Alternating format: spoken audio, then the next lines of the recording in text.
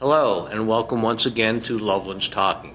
My name is Andy Hiller. I'm the Public Information Officer here for the city, and we're here with you again this month, the public, to share information about your city government. Today we're going to talk about what we hope is going to be one of the biggest things to hit Loveland in many years. We're going to be talking about the ACE project, which could bring literally hundreds or 100 or so businesses to Loveland and perhaps thousands of jobs here to our city. Unless you've spent the winter down south in Phoenix or Cancun and have just returned, I'm sure you've heard a bit at least about the ACE project and how Loveland has beat out about 40 other locations as the primary or the only candidate, I should say, for further talk about making this huge project happen. If you found all of this a bit confusing with all the different names and acronyms, you're not alone. I have too as well. And so with us today are three of the primary players in this, whose faces I'm sure are quite familiar to you, to give you an overview in all of this with the ACE project and what is going to happen from this point on. So I'll let you all introduce yourselves, starting with the gentleman with the silver hair on my left. Silver hair, great. So it takes one to know one. Yeah, there you go, okay. Andy. I'm Cecil Gutierrez, and I'm the mayor. Betsy Hale, Business Development Manager. And the one with the thinning hair is Bill Cahill, City Manager. Okay. So as we get started in here, and as I alluded to, there are a lot of names and acronyms that may not be real familiar, so we're just going to kind of create a bit of a glossary as we discuss this, and we'll start with the easiest one and the one that's the most fun, and maybe we ought to have a picture of the space shuttle with this, but one of you want to tell us what NASA is? Well, I'll take the easy one. Okay, go for it. That's the National Aeronautics and Space Administration. And as you've already mentioned, they're the folks that have, first of all, a long time ago, put the man on the moon, about the time I was a youngster. And before I had silver hair. And they're the ones that do the space shuttle. So that's who the National Aeronautics and Space Administration is. And that brings something to my mind as we tape this. And because the current launch of the space shuttle has been delayed a few days, and that I just want to point out to the people who are watching this, depending on when you see this, you may see this at the beginning of May or toward the end of May, and what we're going to be discussing here is a very fluid situation. So it's possible things could change a little bit or quite a bit between now and the end of May. So with that in mind, Betsy, do you want to take the next term? This is a pretty easy one. Sure. The next term is ACE, and ACE stands for the Aerospace and Clean Energy Manufacturing and Innovation Park. And ACE is the location of CAMT, Colorado Association for Manufacturing and Technologies Innovation Center. And that's what they're looking at locating here in Loveland. So the bottom line is for ACE to occur here, which is going to be Correct. The big technology park. And it's going to be located at, drum roll, Bill? This is the Agilent campus, and Agilent, of course, is a company that was spun off of Hewlett-Packard several years ago and makes testing and measurement equipment. Agilent has been here in Loveland since the turn of the century, a few years ago, and is the owner of the property. And this is the property that many people here in Loveland know as the old Hewlett-Packard property, but we'll talk about it as being the Agilent campus. Okay, and it's more or less mostly vacant now. How long is that? How long has it been vacant? It's been substantially vacant since 2005. And Betsy, I remember when there was a press conference regarding this a couple of weeks ago, you made the point, and I thought it was a very important point, of when it wasn't vacant, when there were people here, the size of the payroll that was brought to Loveland. Actually, the total payroll at the time, before any layoffs occurred, was over $180 million. Wow. And there's still about 350 Agilent employees located in Loveland, and that annual payroll is right around $40 million. See. How many folks were there at its peak? 4,500 is Wow. what we've been told by Agilent Management. Okay. And now, you mentioned this one, so I'll let you explain it, because this is the most confusing one to me. Okay? CAMT, camped, CAMT, or? It's the Colorado Association for Manufacturing and Technology, and they are actually the manufacturing extension program that you find in every state in the United States, somewhat similar to cooperative extension, which serves the agricultural community. And what CAMT does is they help manufacturers of any size become more efficient, become more profitable, and grow jobs. And my question prior to your arrival, I asked this of Cecil, so you can, any of you can answer. I guess I don't understand who sponsors or pays for camp or organizes them, CAMT, or organizes them, etc. What is their basis? Well, It's another acronym. it's another acronym. Oh, good. I'm sorry, I don't know how to... Well, they're a membership organization, and that's basically how they're funded. They're a nonprofit organization. Yeah, and they actually do receive some membership dollars, and then they are also part of NIST, which is the National Institute for Standards and Technology.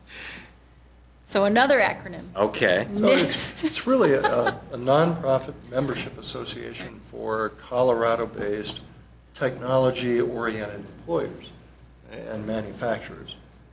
And they do receive some federal grant money for particular programs that they do operate. Okay. All right, that helps. So I'm going to boil this down in my layman's terms. And what came to my mind as you were explaining it was kind of like our Chamber of Commerce here, where local businesses all are members and contribute, et cetera, and the Chamber goes out and promotes the group as a whole. Is that kind of the same thing, but with a different type of membership? Sure, I think that's a fair analogy in a lot of ways. Okay. Good. Okay, so those are the main players. Let's talk again about where this is going to be, and I've circled an area down at the bottom. What is it that has been circled there? Betsy? Go Go ahead. Go ahead, Cecil. Well, those He's so are, excited. yeah, I am. This is an exciting project, and it's especially exciting because it repurposes those 4 buildings that we see there that have been vacant for a number of years, where Hewlett Packard had all of their manufacturing. They had offices, they had classrooms, you name it.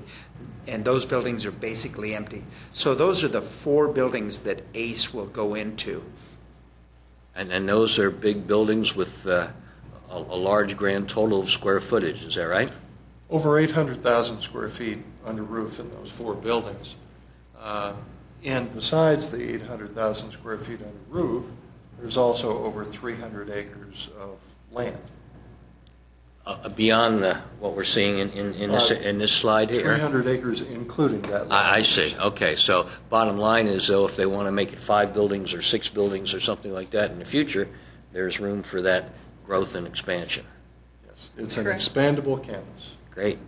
Okay, so there's kind of the core and what we're talking about specifically. Here's our favorite, my favorite acronym. So how does CAMT bring about ACE, or vice versa? It would be the former rather than the latter. They're kind of the coordinating entity. On December 12th of 2010, the CAMT signed in partnership with NASA the Space Act Agreement. And what the Space Act Agreement does is it creates a relationship between NASA and CAMT to bring intellectual property to the ACE Park, to the ACE campus, so that private sector companies can utilize that intellectual property and commercialize it. Okay, and when you say intellectual properties, what can...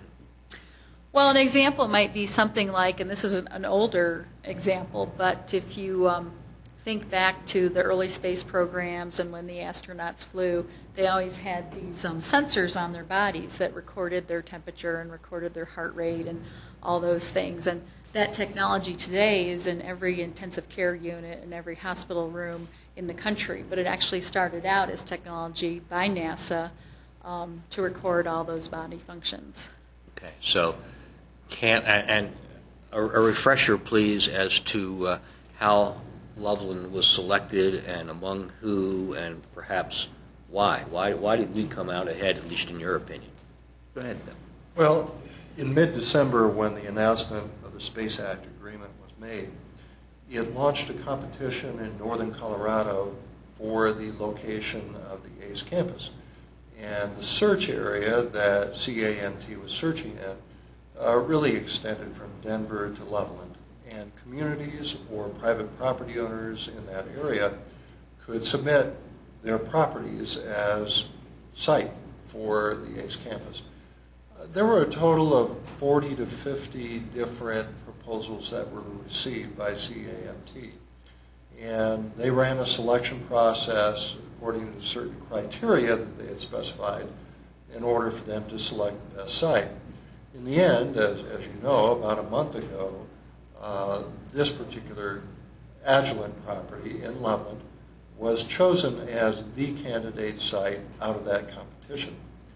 And I think there are a number of reasons why it won the competition, if you will. One is that the property is just so well suited to this. We have 800,000 square feet of buildings. They're in excellent condition. It's a beautiful campus. It has good access by road. It has excellent electrical power access, which is very important. So there are a lot of things about the site itself that just made a lot of sense. On top of that came, I think, a very concerted community effort, one that I don't think other communities matched, where thousands of people in Loveland residents and citizens, helped in winning this for the community and demonstrated their support. I think that support was very important. Well, I would agree, and it was very reminiscent of when Hewlett-Packard first came to Loveland. It was a big community effort. Everybody from the chamber to local businesses to the Thompson School District, and even the students in the Thompson School District with their valentines that were sent to members of the CAMT, as well as to the governor and other decision makers. So it truly was a community effort, and I think that was a big factor as well, that the community was so welcoming, and I think the CAMT board felt like this was a community that was a place to be. And I've got a comment, for at least from my perspective, and mine is not anywhere as close as yours. I've always seen Betsy here in the center as kind of the quarterback of putting all these elements together and making it all happen, and enlisting help here and there. And she's been very successful in pulling all those elements together to make it successful as a community-wide project. Well, and we don't want to forget, too, that there was a great team here at the city. There were many, if not all, departments of the city represented in our rapid response team. And we were able to pull this group of folks together at a moment's notice to prepare a really very well-written, professional proposal to CAMT that was beyond complete. And I think that was another reason that Loveland was clearly chosen, was that we answered all the questions that were asked. We put all the information that they needed associated with the real estate and how it would work for the project in hand, and kind of left them with nothing else to look for. Well, I think it's important to note too that our city employees, there were a significant number of our employees who volunteered their off-duty time to do a lot of things, from doing tours out at the building to helping prepare those applications. And I think one other partner we need to mention is Agilent, because they had really done an incredible job of maintaining those facilities, even though they had been empty for 5 years. Everyone that went through there commented about how well they'd been maintained, how clean they were. So there were a lot of partners in this effort. You've rightly seen Betsy as the team leader. As soon as this announcement was made, we called together a core team of city staff to start working on this. Betsy was chosen as the team leader. Let me, though, extend what the mayor and Betsy have said about the number of people inside the city staff who worked on this.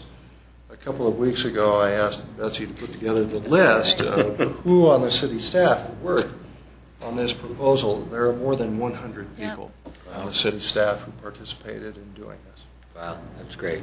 That's great. I think one other group I would like to commend, and that's my colleagues on City Council who were willing to take on this challenge in the political arena, because there were some challenges, and of course it takes a little courage sometimes to take that big step forward. So I think the council needs to be commended for their leadership in this whole process as well. So I wanted to extend my thanks to them. Yeah, and the chamber and NCDC. You know, I think what's wonderful about Loveland, and really what this project shows, is that the city government has excellent partners in the community, in the private sector, in the quasi-governmental relationships. And when it gets right down to it, when something is this important and it has a short turnaround time and a short deadline, it's amazing how quickly everyone can come together with a shared vision and do what it takes to make it happen. And that is unique to Loveland. And we, of course, had great leadership with our city manager, who basically said, get it done. Smile or win? We're not mutually exclusive. He smiled. Well, at the beginning meeting, we said, this is a very important opportunity for the community. We are not doing this for practice. That's right. We're doing it Well to win. put. Well, this is not a drill. Yeah. Well, you've spoken about how widespread the community effort went into where we are today with this. It occurred to me, obviously, if we have 100 outfits and a few thousand jobs, the people who are working at those jobs will benefit directly, because they'll be getting a paycheck every week or month or however it works. Beyond the people who are actually employed in this new park, will there be benefits to the rest of the community and perhaps even beyond? Oh, absolutely. Well, I think the intent of the project, and when we talk about thousands of jobs, it's not all about the jobs that will be located at the campus. Certainly there'll be several thousand jobs located within the technology campus. But the additional jobs, sometimes you hear about 7,000, there'll be additional jobs grown in the region, in northern Colorado, in companies that already exist, that have ties to companies that will be tenants. So you might have jobs grown at Vestas or at Woodward. You might have jobs grown at Virgin Products or Testing and Measurement Systems, and even at Agilent, because they'll be doing business with companies within the park.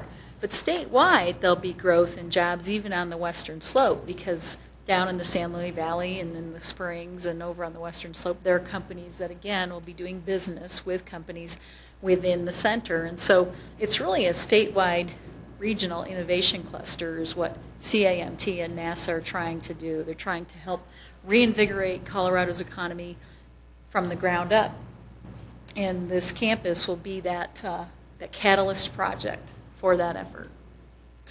I think it'll also help our retail sales here, because if people have jobs then they'll spend money in the stores, and so those retail stores then will hire other employees as they grow. There will be new employees that'll probably come to town, and so that'll help our building industry. And then once that building industry, it's kind of a ripple effect all the way through our current economy as well. So it's it will help already those existing businesses that are here, and to maintain and to grow.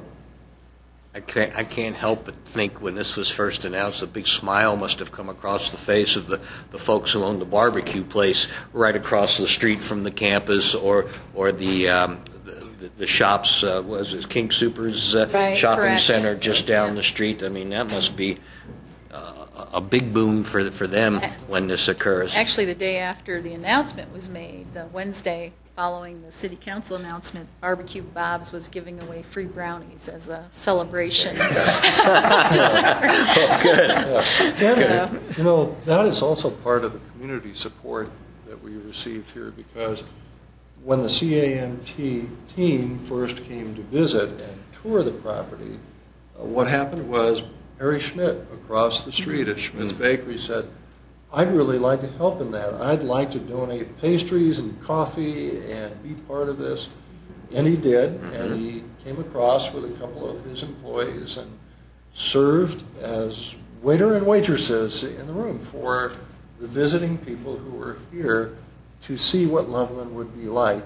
And I think they saw what Loveland would be like. And you know, I just had a conversation just this past week with the mayor of Longmont and one of his fellow city councilors who were one of our prime competitors for this project, and they both indicated that even though the project came to Loveland, they knew they would be seeing some benefits from this as well, all the way down to Longmont, because there are going to be supply chain, as Betsy mentioned, supply chain businesses that will help provide goods to these and services to these companies that will be coming here. So, and we had regional support from other communities and cities that wrote letters of support, our county commissioners. So they understand that regional concept of what's going to happen economically for the whole region.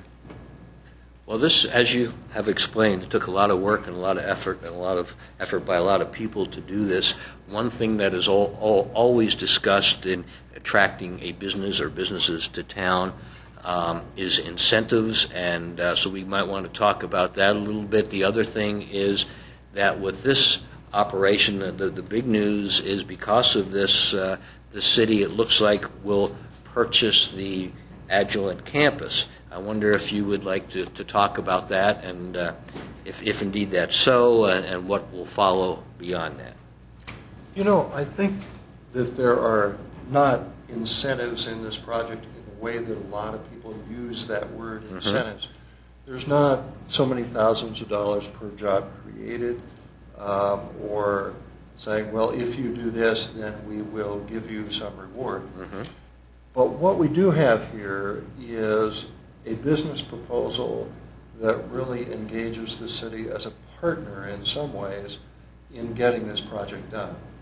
The role that we'll play is, as you mentioned, to buy the Agilent property and then transfer it over to CAMT and its development partner.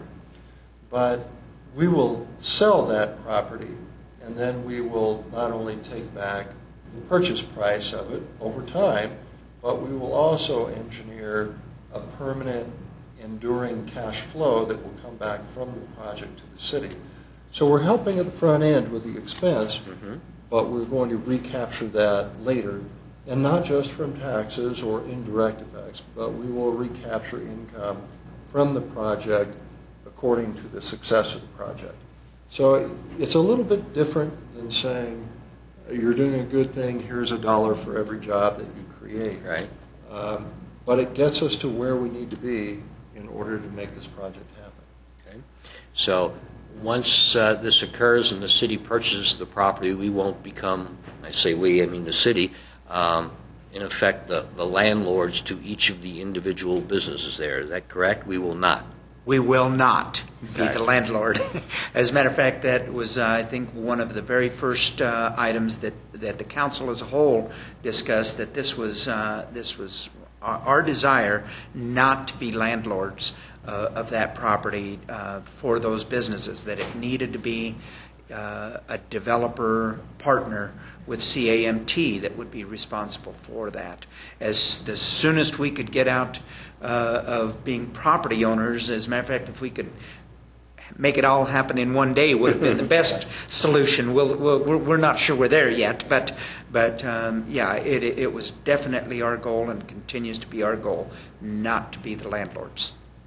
So the property will be resold or resold to some other folks, but not all of the property, is my understanding. That you, I'm going to try and get to the right slide here. You're going to retain a significant portion, plus not only the property itself, some other things of value. That's right. If you look at the map, there's about 300 acres of property here. And on the map that's on the screen, there is a light blue area which will be transferred over to ACE, to CAMT and its partner, and that'll be used for the ACE project. The light green area we will retain as public open space so that we'll have a new open land asset for the entire community. And that'll include properties that have significant ponds on them along the river bottom of the Big Thompson River. And the open space in this property actually will serve as a wonderful bridge between two existing city parks, very large parks, Fairgrounds Park, Centennial Park. And so it runs along the current public trail along the Big Thompson River. So we're going to get some new trails, some new public open space out of this project, over 100 acres. So it's a major acquisition of public open space, a wonderful addition to the community trail system. What struck me about the open space acquisition to come is that it's right here in the center of town. I would think it's a lot easier to purchase or to make arrangements for open space on the edge of town where there isn't anything, where it's open to begin with, but to have all this additional recreational and open space in the middle of the town connecting the trails and the existing parks, to my mind, that makes it even more special.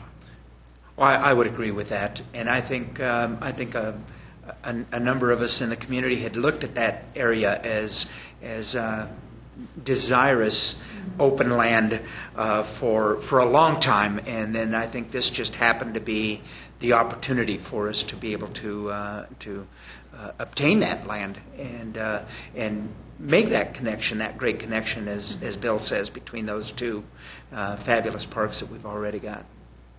And go ahead. You had mentioned other things too. That's what I was going to mention again, yes. Open land is not the only thing that we get for the whole community out of this, because there are also substantial water rights that come along with this property. There's about 128 units of Colorado Big Thompson CBT water that come with it. And that water is not actually needed for the development of the property itself. So that water comes to us as part of this purchase, and we will add it into the portfolio of water supply that we have for the entire community of Loveland. So with this purchase, we'll add to our whole community water supply. And that's a powerful plus here, too. Sure. For future use, that water is not being used currently, correct? Correct. Okay. So that even, as you say, expands it even greater. Okay, so right in the middle, right next to 4 ACE, there's something without a shaded area. You referred to that island in the middle, maybe that's surrounded by water rights. Is that what the blue is? Anyway, just clarify that if you would, Betsy. This is actually Building E on this campus, which at one time was an entire campus. And this is the location of Agilent Technologies today in Loveland. And it's surrounded by 25 acres of land. And Agilent has made a commitment to stay in the island or the hole of the donut and be a part of the campus, or not technically on the campus, but definitely in the campus, and be a very active corporate leader in that campus. They make testing and measurement equipment, and that's one of the attractive. That was one of the reasons that CAMT gave Loveland a very serious look, is they were looking for a partner in testing and measurement equipment. So it really, again, moved our application up the line. One of the, I think one of the great things about the fact that Agilent will continue to be, even though it isn't in essence a part of the park, but will be within the park. In development terms, you're always looking for that anchor tenant, and in essence, Agilent becomes the anchor tenant for that area, and makes it very attractive then for other companies to come into that space. So it makes it very attractive to have Agilent as part of that area. I'm going to cut kind of to what may or may not be the bottom line here, is that when it was announced that Loveland was selected as the site for all of this, everybody went, great, done deal. When does this happen? When do these folks start moving in? When can I get hired? It's not a done deal. There's still work to be done, correct? Absolutely. The words "done deal" with the air quotes around it have been used a lot. Yeah. This is not a done deal yet. We've been chosen as the candidate site. This is the only site that CAMT is actively negotiating for. But what we've done is go through a selection process. We've been chosen, and now we have to finish the negotiation for the actual business transaction. So that's the stage that we are in right now, and we expect that we may be able to conclude that within a couple of months, but there's an awful lot of work yet to be done and negotiation in order to make this happen. And assuming it is completed in a couple of months, will there then be a time period before people start moving in and this, that, and the other, or basically are there people kind of lined up and ready to go when the paperwork is signed? Where are we at that point? We've been actively touring potential tenants, and we've had probably 30 companies already go through the site. What will determine the date at which companies move in is the date at which we finally close and then transfer ownership of the property. We're optimistically thinking sometime September, October. That's what CAMT and a lot of the tenants are hoping to do. As you can imagine, they have negotiations. CAMT has negotiations on their side with potential tenants. So they're negotiating on both sides with their tenants and with the city on the real estate transaction. So they have a lot going on right now. And when that move-in and that time begins, I can't help but joke and think, especially with the NASA involvement or association, that will this be a broad range of types of jobs that will be available? Or I can't resist saying this, do you have to literally be a rocket scientist in order to get a job in this new high-tech park? No, I'll say no to the rocket scientist piece of it. Actually, one of the things that excited me when I heard about this agreement on December 12th and the whole process of how this project was going to be was that it would include a significant number of manufacturing jobs. And so there will be the whole range of jobs involved at this project. So there will be some research and development jobs, but there will also be a significant number of manufacturing jobs that will come along with this. So I think that was the real exciting piece for me, was that whole range of jobs that would come along with this. And I think it's important to remember that there'll be jobs associated with just the maintenance and upkeep of the facility. There'll be jobs associated with the cafeteria, just like it used to be when HP and Agilent occupied the facility. So, there'll be a job for everyone who applies, not guaranteed, right, but at any education level and every skill level, there'll be positions available. And I would just encourage people to go to our partners to get their information into that database associated Speaking with of jobs. which, Are these the folks you're Correct. talking about? Explain what we're looking at here on this sign. Well, Slide. for individuals seeking work, we're directing them to the Larimer County Workforce Center, and we're asking them to send an email to businessservices@larimer.org. And there are 3 S's in the middle. Yes, there are. How many You are there? want There to are? be sure Okay. that you put business with 2 S's and services with 1 on the beginning. So 3 S's in the middle. We had some confusion on that to begin with, at larimer.org. I would say that by middle May, depending on when you're watching this video, by mid-May, the Workforce Center hopes to have a dedicated web page for ACE job seekers, and it will actually allow them to enter all of their information, name, contacts, and then their job experience into that database. What will happen is the Workforce Center will actually sort the resumes and sort the applications by occupational code. And so when things start happening, we'll be able to make sure that individuals' resumes get to the right companies, get to the right people, and then we are tentatively planning to offer to host job fairs for the tenant companies so that even the job seekers will have one place that they can go to. We're hoping late summer, early fall to apply to multiple companies for these jobs. Okay.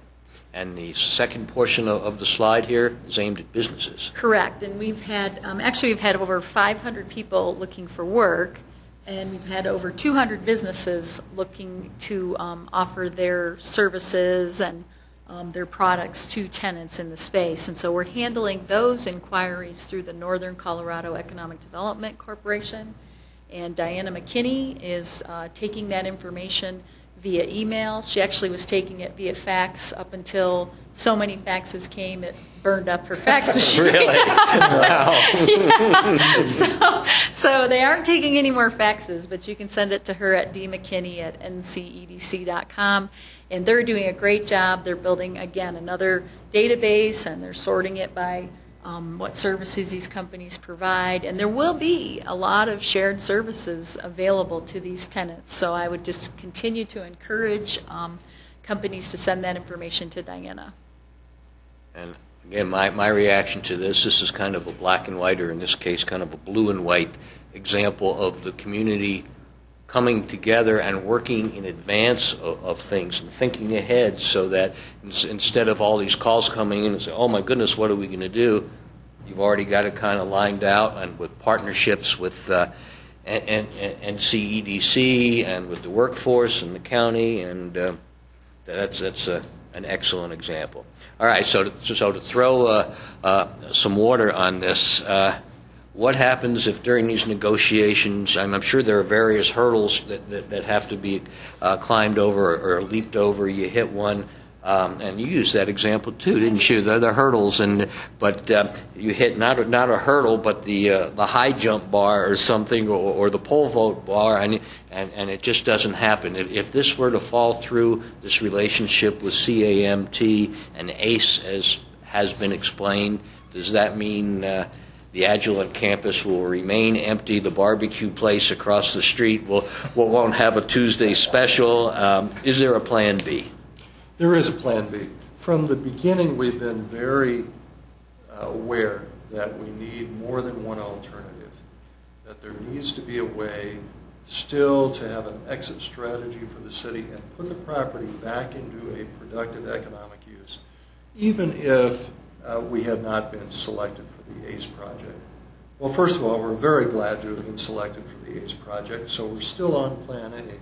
But if for some reason something happens and that does not work, then we have a number of other interested developers who have said they would like to take on the property and develop it even without ACE coming here. And in fact, we have been recruiting those development proposals over the last couple of months, and we've interviewed several of those developers. We had 5 who were recruited and interviewed through a structured process. And then we have other people coming in the door who are now approaching us after the announcement was made, trying to make sure that we're aware of them. In every case, each one of those developers has said, if something happens to ACE and it does not work, then we would be interested in acquiring the property from you and going ahead and getting it redeveloped. And I think that's pretty key. From that, we have planned for that eventuality from day one. It was not something that was not thought through from the very beginning. We did need to develop that Plan B, and I think our staff has done a great job of working through that Plan B, and I think the Plan B is every bit as effective as Plan A, but we're excited about Plan A, and we don't think that there are any hurdles out there that we can't overcome and work through. So we're pretty convinced that Plan A is where we're headed. Good. Well, with that, anything else you want to mention before we wrap it up here? Well, I just want to mention one thing, and that is something that I think people have asked me. We're not. People need to understand that we are not going to see all of these jobs happen overnight. Just as it was when Hewlett-Packard first came here in 1960, those jobs, to 4,500 jobs, were developed over a series of years, and the same thing is going to be true of this particular project. And what's great about that is that it gives the city an opportunity to plan for that growth that may come with this, and for all of the dealing with all of the infrastructure needs as things progress. So I think that's an important factor for everybody to be aware of, that we've got planning time to make sure everything works well. Great. Well, and I would add too that as city staff, we recognize the great sense of urgency that our citizens have, and we recognize that everyone is very excited, and they're very excited to have a celebration and really get things going. And it's somewhat difficult right now because we're in these negotiation phases, and we really don't know how long that will take. But when you talk in economic development terms, and myself and Mr. Kale and the mayor have been doing economic development a long time, and we didn't even start this project till December 12th of 2010, and it's May 2nd. So 6 months maybe we've been working on this project, and I've worked on projects 2 years, 3 years, and I know you've worked on some longer than that from start to finish, and so we're really on a rapid timeline, even though it doesn't feel like that. And so I would just hope that the citizens can maintain their excitement and maintain their enthusiasm, as we get through late spring and early summer, because I think by early summer, a lot of the questions will be answered, the official timelines will be set, some of the vagueness will be gone, and we can move forward. So I don't want to encourage anybody to not be excited, and I don't want people to slow down with their enthusiasm. But I do want them to understand that there is process, and process takes time. Sure. And so, but we are extremely grateful for their enthusiasm, because it really was the enthusiasm of every member of this community that brought Loveland to the attention of the decision makers. I might add, just on the tail end, what the potential of this ACE project is to transform the community in a way very similar to what happened here once before on this very same property. This is, in a really intriguing way, a lot like history repeating itself. Hewlett-Packard came here 50 years ago, and by its investment in Loveland, really transformed the community. You look at the impact of that in the 50 years since, the thousands of people who have worked there, who have memories of what happened in their own lives, working for HP and then Agilent. And you think about that going vacant, and now it can be reactivated with an investment that is every bit as transformational as HP was in the first place. This is the kind of investment where it will focus national attention on this area as one of the focal points of technology-driven investment in the country. And it's not just about creating thousands of jobs, but creating a cycle of innovation and creativity that is going to be like the stone that you drop in the pond and it sends ripples out for a very long time. This is something that can really advance the community in so many different ways that I'm not sure that we can accurately foresee them all. But it truly will be a big change. It has the capacity for incredible benefit to the area. And that's why we activated over 100 people, why the city council went to work very hard, why thousands of people throughout Loveland supported this project. It's really that important. Great. And I guess just one final thing. Please. Bill said he was going to say the final thing. That's okay. But, I'll say Right. one final thing, Okay. and that's just a great big thank you to everyone who was involved and to the entire community as a whole. You've made Loveland proud, and I think this is just a great thing that's happening in our community. Well, that's terrific. Thank you. On behalf of somebody who is not actively involved, we all thank you for all the work that you three and everybody else have done. Hopefully the whole community is with me with that thanks. And thank you for watching Loveland's Talking again today. And we look forward to working and seeing with you, the community, your involvement as this process continues and develops and unfolds and really blossoms, if that could be a word used with this. So anyway, again, folks, thanks for tuning in to Loveland's Talking this month, and no doubt you will hear a lot more about this project in future months. Bye-bye. Thank you.